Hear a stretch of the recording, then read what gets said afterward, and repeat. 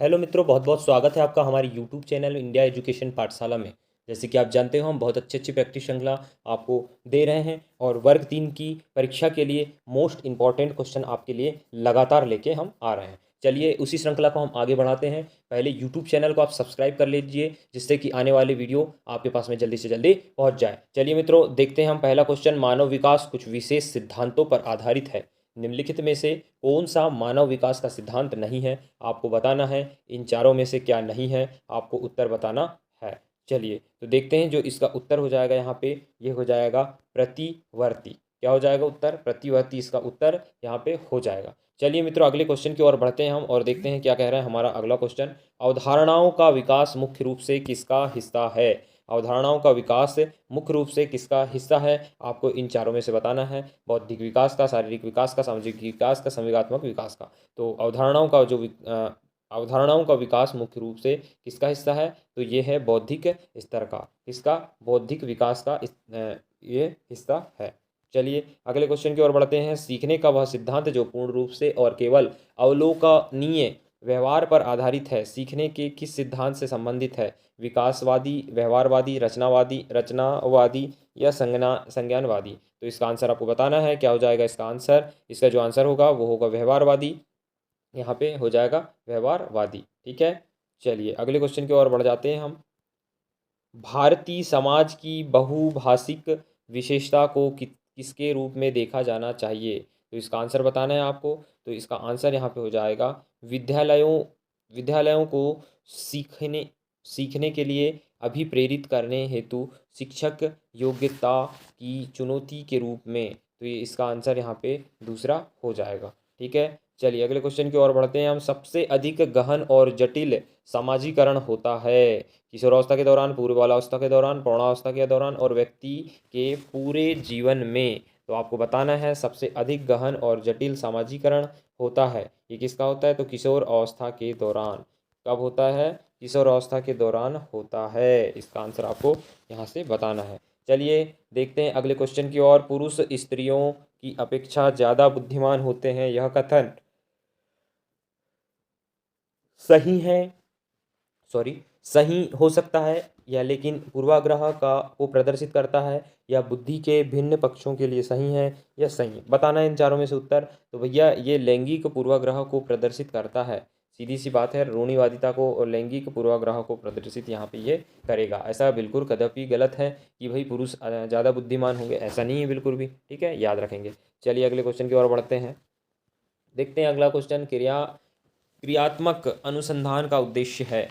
क्रियात्मक अनुसंधान का उद्देश्य है नवीन ज्ञान की खोज, शैक्षिक परिस्थितियों में व्यवहार विज्ञान का विकास, या फिर देखेंगे आगे विद्यालय तथा कक्षा की शैक्षिक कार्य प्रणाली में सुधार लाना, या उपरोक्त सभी। तो आंसर आपको बताना है। इसका आंसर क्या हो जाएगा? तो इसका आंसर हो जाएगा विद्यालय तथा कक्षा की शैक्षिक कार्य प्रणाली में सुधार। इसका आंसर यहाँ पे तीसरा ये हो जाएगा। ठीक है। चलिए अगले क्वेश्चन की ओर बढ़ते हैं। बहुत अच्छे अच्छे क्वेश्चन हैं, समझ करके आपको क्वेश्चनों को पढ़ना है। ठीक है।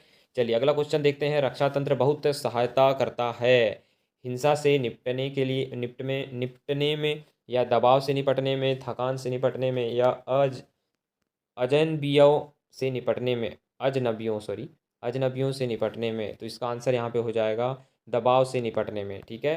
क्या आंसर हो जाएगा यहाँ पे इसका? दबाव से निपटने में इसका आंसर हो जाएगा। चलिए अगले क्वेश्चन की ओर हम बढ़ते हैं। अगला क्वेश्चन देखिए। गिलफोर्ड ने अभिसारी चिंतन पद का प्रयोग किसके समान अर्थ में किया है? बुद्धि, सृजनात्मकता, बुद्धि एवं सृजनात्मकता, या इनमें से कोई नहीं? तो इसको आंसर इसका बताना है आपको। तो इसका जो आंसर हो जाएगा ये हो जाएगा सृजनात्मकता। ठीक है। क्या हो जाएगा इसका आंसर? सृजनात्मकता इसका आंसर हो जाएगा यहाँ पे। चलिए अगले क्वेश्चन की ओर बढ़ जाते हैं हम। व्यक्ति एवं बुद्धि में वंशानुक्रम की क्या भूमिका है? व्यक्ति एवं बुद्धि में वंशानुक्रम की क्या भूमिका है? नाममात्र की भूमिका है, महत्वपूर्ण भूमिका है, अपूर्वा अनुमेय भूमिका है, या आकर्षक भूमिका है? तो यहाँ पे इसका आंसर बताना है। तो इसका आंसर जो हो जाएगा ये हो जाएगा पहला, नाममात्र की भूमिका है। चलिए क्वेश्चन अगला देखते हैं क्या है इसका।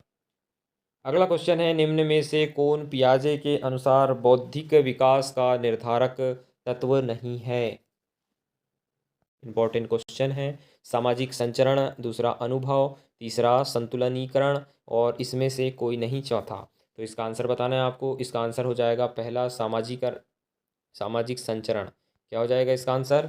सामाजिक संचरण यहाँ पे इसका आंसर हो जाएगा।